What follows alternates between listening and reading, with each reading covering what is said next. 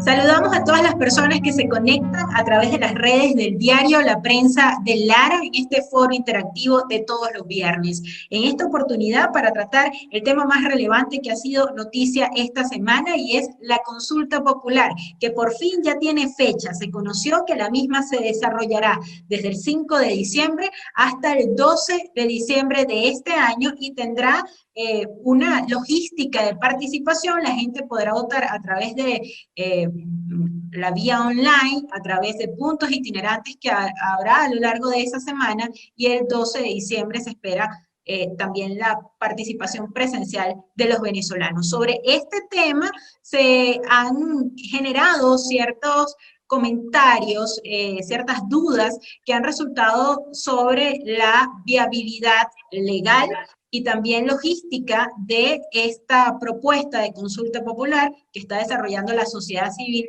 organizada y que también es respaldada por la Asamblea Nacional.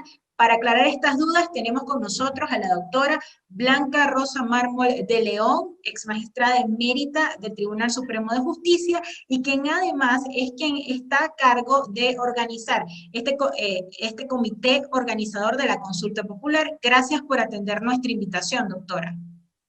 Muchísimas gracias a ustedes por la invitación. Un gusto de saludar a tu audiencia. Bien, la primera pregunta que le quiero hacer es con motivo de esta manera en que se va a desarrollar la consulta, una semana para que la gente pueda participar. ¿Cómo se demostrará la participación de la gente considerando que el ciudadano tiene la opción de votar vía online? Sí, fíjate, ahí las dos, es mixta, digamos, la manera de manifestar la voluntad para considerar todas las situaciones. En Venezuela, internamente, esperamos que predomine la presencial, pero habrá gente que no podrá asistir por diferentes razones y para esa gente está prevista la vía online. También hemos pensado en los que no tienen acceso a computadoras y a otros tipos de artefactos que permiten acceder a las aplicaciones, y habrá entonces un voto itinerante que irá pues con las tablets o con los iPads o con lo que se decida en el momento para ayudar a esas personas que por edad o por algún otro impedimento no puedan hacerlo de esa manera. También se colocarán algunos puntos donde la gente tendrá un acceso cercano a esta vía online, de ser el caso. La idea, sin embargo, predominante en Venezuela es la de tener muchos puntos para prevenir también la seguridad desde el punto de vista del contagio con este COVID que tenemos todavía. Y entonces la idea sería multiplicar los puntos para que sean menos personas las que tengan que ir a esos sitios e inclusive que puedan trasladarse a pie. En el exterior, fundamentalmente, creo yo que va a predominar la vía electrónica, porque, por supuesto, es más fácil y dependiendo del país en que se encuentren, naturalmente. Sabemos que hay venezolanos en todo el mundo, en esta emigración que se ha producido, que ya va por más de 5 millones, y esperamos que todos tengan la oportunidad de manifestar su voluntad, porque esta es una iniciativa ciudadana. Ok, doctora, ¿puede ser una amenaza creíble para Maduro esta consulta popular por el hecho de que la movilización no va a estar toda concentrada un mismo día en la calle? Mira, en realidad yo no sé decirte qué es una amenaza para este régimen, porque si algo caracteriza este régimen es la falta de escrúpulos. Ellos son capaces de todo. Ellos han matado a nuestra gente en las manifestaciones, ellos torturan hasta la muerte. Ahí acabamos de ver el informe de esta misión de las Naciones Unidas. Y bueno, quedó establecida la Comisión de Crímenes de Lesa Humanidad. Yo creo que más allá de eso ya no hay palabras. Ahora bien, ¿cuál es la idea? La idea es que nosotros recabemos la mayor cantidad de firmas, de votos, mejor dicho, porque son votos, son manifestaciones de voluntad, y que haya la presencia internacional para que quede constancia de ello, y ejercer el último recurso constitucional con las características siguientes, que sea pacífico, democrático y electoral, porque eso es lo que sistemáticamente y de una manera reiterada nos han venido exigiendo en la comunidad internacional cada vez que se ha acudido a ella en busca de ayuda y en busca de auxilio humanitario. Entonces, en vista de que se ha insistido mucho en que el recurso tiene que, aunque la solución tiene que ser interna, aduciendo un presunto respeto a la soberanía, que indudablemente, y no quiero dejarlo de decir aquí, no puede estar por encima del respeto a los derechos humanos, que es el caso en Venezuela. Sin embargo, hemos tomado como basamento constitucional de esta actuación lo que establece el artículo 70 de la Constitución Nacional, que no es otra cosa que una manera de expresarse directamente la ciudadanía, ¿verdad? Sin interceptación, como la del CNE, que no tiene participación en este caso, de una manera pacífica, electoral y democrática. Si esto llena esas características, se hace la consulta de esa manera, indudablemente que la comunidad internacional ya no va a tener excusas para no ayudar a resolver la situación en Venezuela, porque además es su obligación, no es un favor lo que estamos pidiendo. De manera que esto lo que va a hacer es legitimar la intervención humanitaria internacional, porque ya nosotros, venezolanos, internamente habremos agotado todos los recursos como se nos ha exigido, con las características que te dije anteriormente, pacífico, democrático, electoral. Ahora, doctora, ¿cómo explicarle al pueblo que entienda la utilidad de esta consulta? Si se ha repetido mucho que se consultó el 16 de julio de 2017 a través de un plebiscito a la sociedad y ese mandato del pueblo en esa vez no fue vinculante, porque este sí tiene carácter vinculante y el de hace 3 años no. Sí, no voy a dejar de decírtelo porque lo pensé, que es deplorable que esa objeción venga de nosotros mismos, es decir, de quienes luchamos por la restauración de la democracia, ¿verdad? Y que tenga uno entonces que convencer a tirios y troyanos. Es decir, no solamente defender la postura que es para restaurar la democracia en Venezuela frente a una tiranía, sino también defenderla frente a los propios aliados, los llamaríamos de esa manera. En esa oportunidad no se preguntó si querían la salida del tirano, para empezar. En esa oportunidad no teníamos un presidente encargado. En esa oportunidad no teníamos el apoyo de más de 60 países a nivel internacional. En esa oportunidad no teníamos un dictamen o una verificación de hechos de la misión de las Naciones Unidas estableciendo que quienes aquí desempeñan las funciones públicas de mayor importancia y de mayor grado cometen delitos de crímenes de lesa humanidad. Entonces creo que eso presenta la consulta en un contexto bastante diferente del anterior. Usted explica muy bien que el escenario es distinto al de hace 3 años. Pero un punto importante, además de lo que se preguntó en esa ocasión y lo que surgió después de ese plebiscito, era que en ese momento el pueblo venezolano venía de unas protestas políticas y estaba volcado en la calle. Conversaba yo la semana pasada con el doctor Benigno Alarcón, y las cifras que él me daba de la población que está desanimada y frustrada coinciden con las que daba ayer Data Analysis. Cerca de un 70 o 75% de la gente siente que ya lo hizo todo para salir de la crisis. Le pregunto lo siguiente, ¿cómo vencer la frustración y el desánimo de la gente en 37 días que quedan para desarrollar esta consulta? Bueno, empezaré por decirte que no tengo la menor duda de que lo vamos a vencer. Para continuar diciéndote que todos estamos frustrados y que todos pensamos que lo hemos ejercido todo, porque esa es la verdad. Este régimen ha utilizado las herramientas de la democracia para destruirla. Nosotros nos hemos pasado 22 años votando y de cada elección salimos con menos. Nunca votamos, sí, pero no elegimos, porque todo ha sido fraudulento y eso está conocido interna e internacionalmente. Pero nosotros vamos a lograr que la ciudadanía reaccione porque precisamente la intención de esta consulta es esa. La ciudadanía es la que convoca y vamos a darles a entender, y eso se irá, eso está ya avanzando, porque cada vez es más la gente que se nos suma. Doctora, también quería hablarle de las preguntas que se van a formular en esta consulta. Se presentaron unas a principio de mes. Usted ha dicho en varias entrevistas que es necesario cambiarlas porque pareciera que se desvirtúa el propósito fundamental que han planteado, que es ese de la usurpación y también un gobierno o una transición política en Venezuela, y esas preguntas no están en las que publicó la Asamblea Nacional hace unas semanas. ¿Cuáles deberían ser las preguntas que debería tener esta consulta?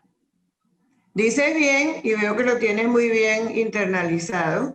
La propuesta que se presentó ante la convocatoria a la unidad que hizo el presidente constitucional es para eso, es para el cese de la usurpación y el gobierno de transición. Ese es el objetivo porque necesitamos un gobierno de transición para recuperar un mínimo de institucionalidad en Venezuela para luego poder convocar unas elecciones confiables. Es cierto que las preguntas que fueron elaboradas en la Asamblea Nacional resultaron demasiado largas y poco concretas. De manera que sí hemos planteado como proponentes que eso debe ser reformulado para que sea más fácil la comprensión y más fácil también la respuesta. Y eso va a suceder. Esas preguntas se van a reformular. Eso es así. Y también un poco preguntarle el hecho de que esas mismas dos palabras contundentes que deberían tener esas preguntas fueron el mantra que se repitió en el 2019 del gobierno de transición, elecciones libres. ¿No es contraproducente quizás volverle a repetir eso a la gente, que siente que no se logró cambiar un gobierno? Yo no creo porque la gente quiere esas dos cosas. La gente quiere que el tirano salga y la gente quiere que haya un gobierno interino para después poder organizar unas elecciones en las cuales pueda confiar, porque todos sabemos que con este Consejo Nacional Electoral eso es absolutamente imposible. Nosotros sabemos que este Consejo Nacional Electoral es el colmo de los colmos, porque en él hay incluidos como rectores dos magistradas de la Sala Constitucional que se autodesignaron rectoras. O sea, cuando uno dice eso, ya no hay más nada que decir. En el ámbito internacional, pues la gente le cuesta creerlo, porque hemos llegado realmente a la tiranía total. Ok, bueno, que ustedes ya han evaluado todos los escenarios, pero existe entre este posible escenario que, bueno, la gente quizás no participe masivamente como se esperaba en esta ocasión. Y lo digo por lo que han dicho ciertos analistas, que Guaidó ha perdido piso político en pandemia por esto mismo de no poder conectarse con la ciudadanía directamente, sino a través de Internet. ¿Qué ocurriría si esta consulta tiene niveles de abstención tan altos como los que posiblemente tengan también las elecciones del 6 de diciembre? Mira, yo no creo que esta consulta tenga esos niveles de abstención. Yo tengo confianza absoluta en que la ciudadanía va a participar porque esta es su oportunidad y como te lo dije antes, su última oportunidad de hacerlo de esa manera, porque es la que se exige para poder después tener acceso a la arena internacional, digámoslo de esa manera. Ya en el ámbito internacional, entonces, no habrá excusa para que honren la obligación que tienen instituciones como la ONU, como la OEA, de preservar la democracia en el continente. Yo creo que más bien aquí hay un incentivo con el hambre, con la enfermedad, con la falta de medicina, con la falta de gasolina, con todas las privaciones que se tienen para participar. Pero aún siendo eso así, en la diáspora hay un gran entusiasmo por la participación y va a representar un número grande, importante, en las respuestas a esta consulta popular. Ahora, doctora, preguntas que surgen a través de la logística que tendrá esta consulta. En los barrios, donde hay un control social importante, llámese CLAP, llámese bonos del carnet de la patria, ¿cómo se le garantizará a quienes participan el respeto del secreto de su elección? Por Eso ejemplo, va a estar sí, eso va a estar garantizado totalmente por el sistema escoger, que todavía no es definitivo. Se están analizando varias propuestas, pero habrá un sistema que permita garantizar el secreto del voto. Va a estar garantizado el secreto del voto y una persona, un voto. Eso va a ser así indudablemente porque lo tenemos muy presente, sabiendo el tipo de régimen en el cual nos encontramos. exacto. Y también la pregunta es cómo vencer quizás el miedo a la represión, porque últimamente cualquier mínima protesta que surja, salen todos estos componentes de Guardia Nacional, Sí, policías por eso a tú tienes atacar. razón, porque nosotros vivimos en un ambiente de represión y de terror. Eso se compensaría y se está gestionando la veeduría internacional, que es muy importante. Y aprovecho la oportunidad para decirte que una de las finalidades también de la consulta, o un subproducto, digamos, de ella, sería que le quitaría al régimen la careta democrática que se ha puesto durante todo este tiempo. Porque este es un régimen que pretende presentarse como demócrata. Y por eso vivimos de elección en elección. Ahora bien, con esto, si el régimen trata de impedir que se realice el procedimiento, o si una vez realizado el proceso no lo acata, quedará completamente al descubierto internacionalmente su naturaleza tiránica. De hecho, ya hemos visto cómo internacionalmente y en la OEA recientemente se rechazó la realización de las elecciones parlamentarias.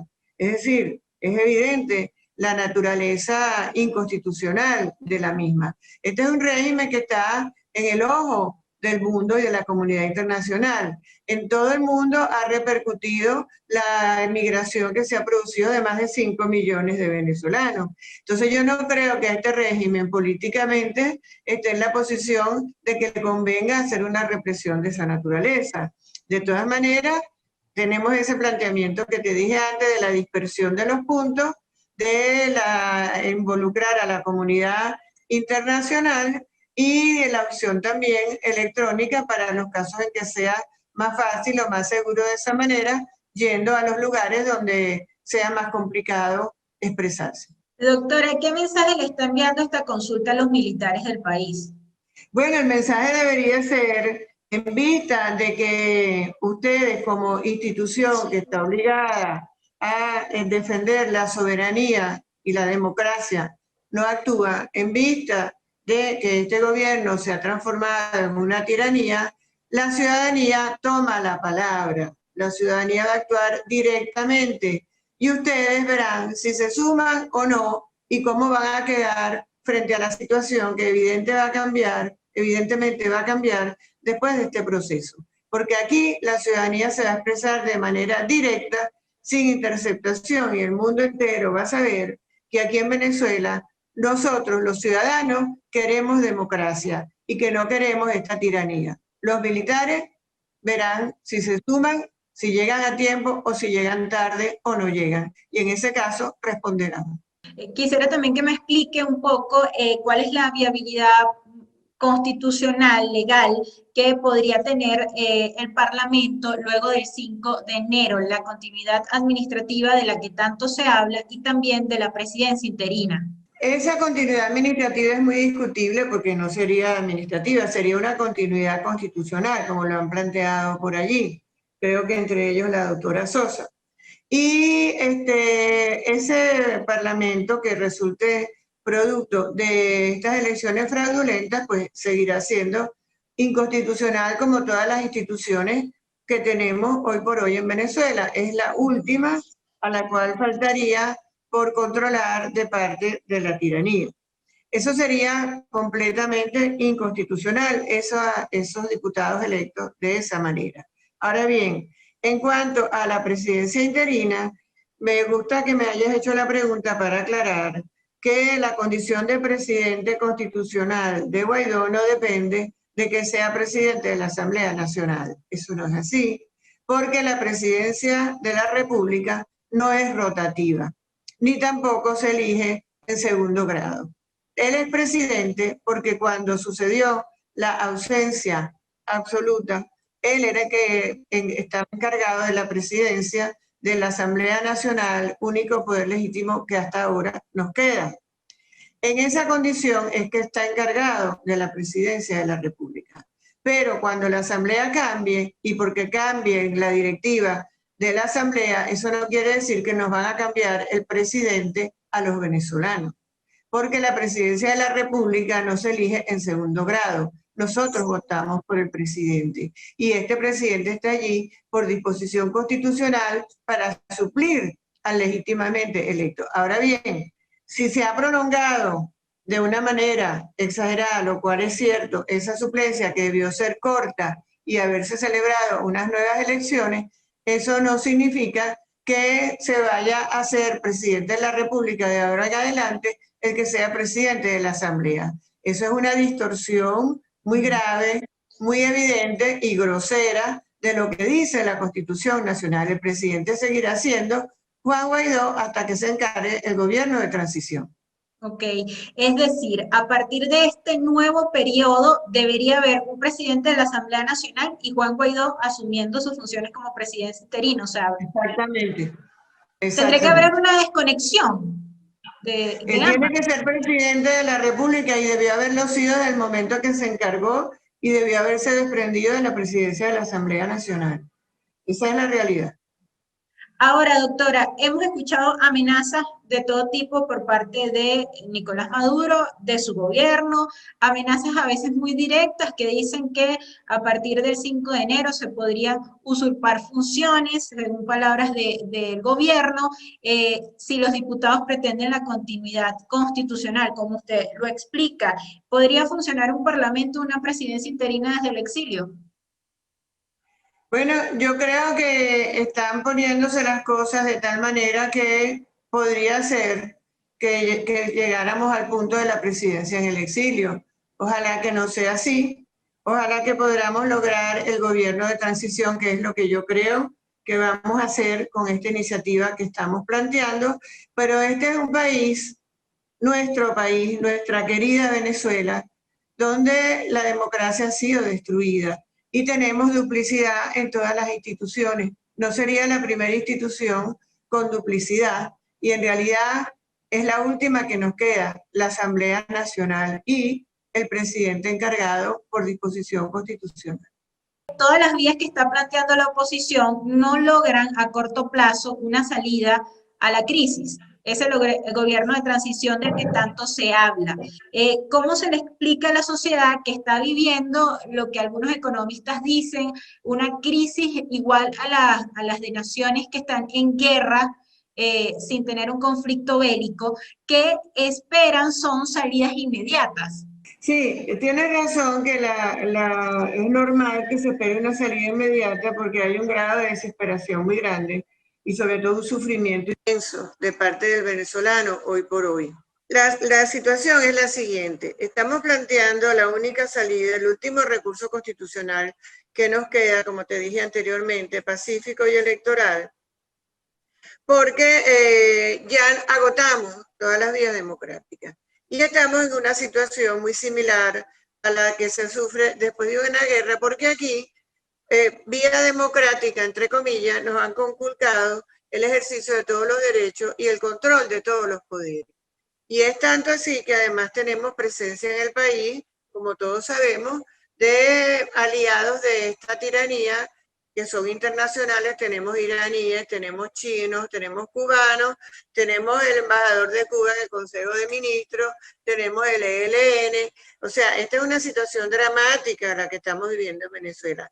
Entonces, realmente, la vía más próxima, la más directa, sería la de establecer este gobierno de transición. Pero no estamos en una situación fácil. Todos tenemos que entender que es así y todos tenemos que colaborar para resolverla. Lo importante en este caso es que Venezuela no se rinde. Aquí han estado 22 años tratando de imponer el comunismo y no los hemos dejado. Usted ha dicho que esta consulta popular es el último recurso para ejercer presión y que la comunidad internacional fije una posición contundente con Venezuela.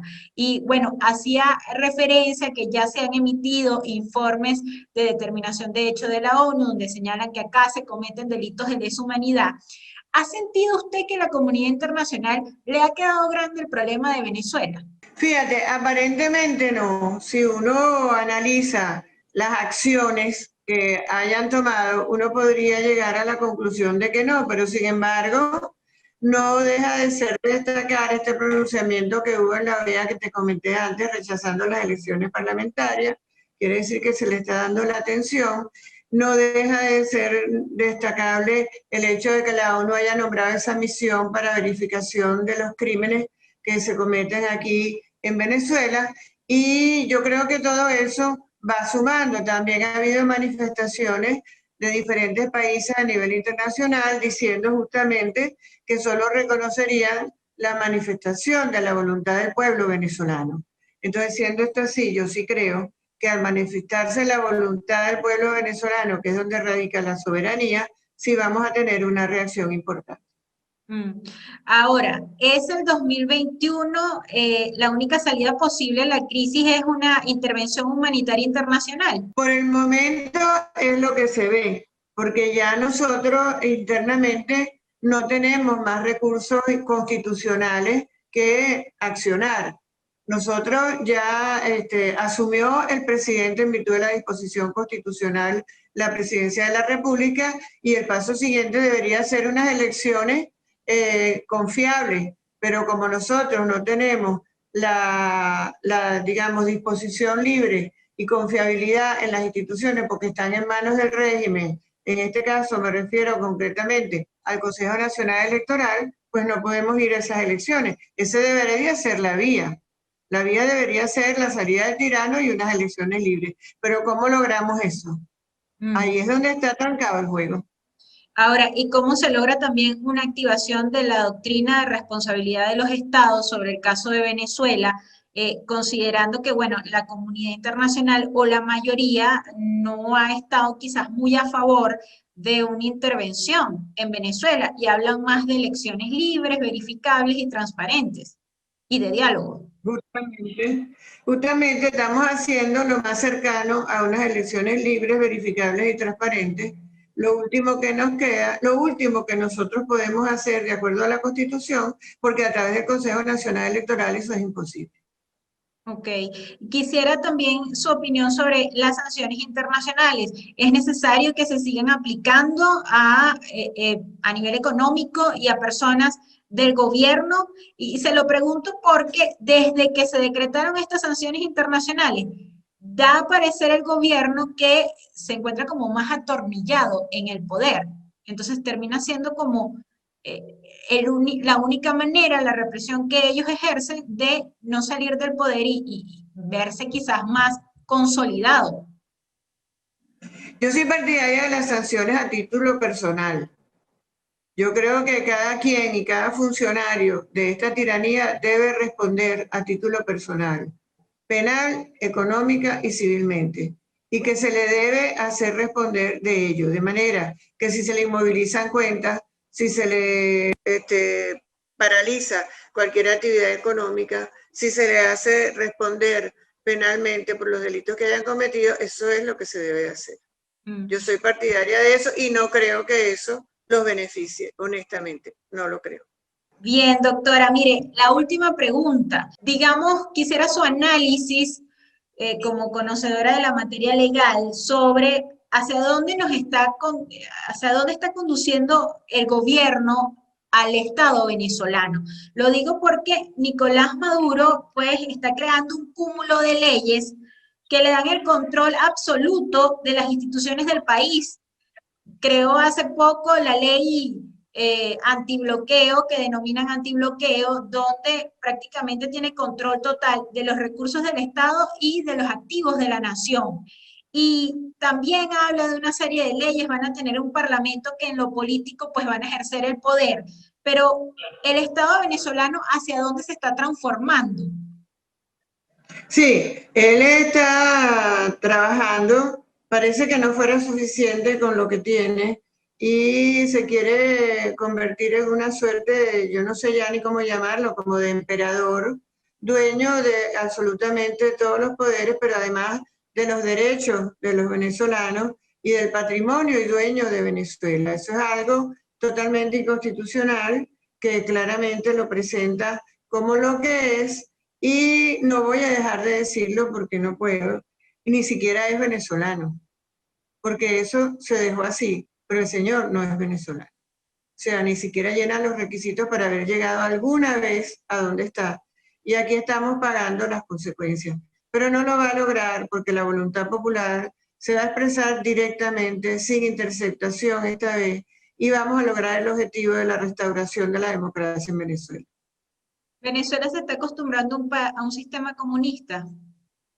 No lo creo, yo no creo que la palabra acostumbrar sea la apropiada. Puede ser que haya un poco de resignación por indefensión, en el sentido de que hay mucha hambre, hay enfermedad y hay mucho sufrimiento. Nosotras lo sabemos, nosotras dos, y no saben quienes nos están viendo y oyendo hoy. Entonces, lo que hay en Venezuela hoy por hoy es una tragedia humanitaria y es difícil exigirle a la gente reaccionar en esas condiciones. Pero yo creo que sí van a reaccionar para expresar su voluntad en esta consulta que le estamos proponiendo. Muchas gracias a la doctora Blanca Rosa Mármol de León por atender a esta entrevista y por explicarnos todo lo que conlleva esta consulta popular del 5 al 12 de diciembre. Gracias a ti. Agradecidos con todas las personas que se conectaron a través de las redes del diario La Prensa. Llevaremos para ustedes más información en una próxima entrega de este foro interactivo.